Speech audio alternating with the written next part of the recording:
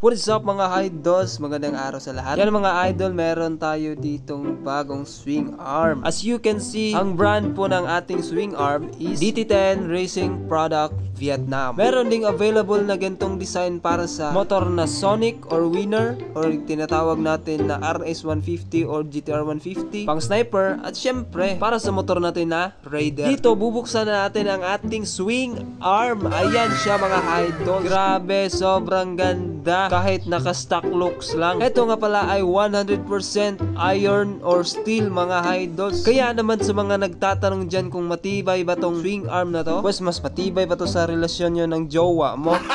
Dito nakalagay yung emblem or logo ng DT10 mga idols. Ayan siya. Very unique, nasa ibabaw. At saka yung chain adjuster niya mga idols is CNC na. At kung napapansin nyo, sobrang haba na ng swing arm na to. Kasi nga naka plus 3.5 to mga idol. Compare natin sa stock ng Raider, mahaba si DT10. Naka matte finish na din. Tapos yung mga bracket niya dito mga idols para sa chain guard, wala na. At saka dito din sa kabitan ng bracket. Ayan. So, stay updated sa ating page mga idols. Abang-abang sa mga videos natin dito kasi kakabit natin to kay Emperor.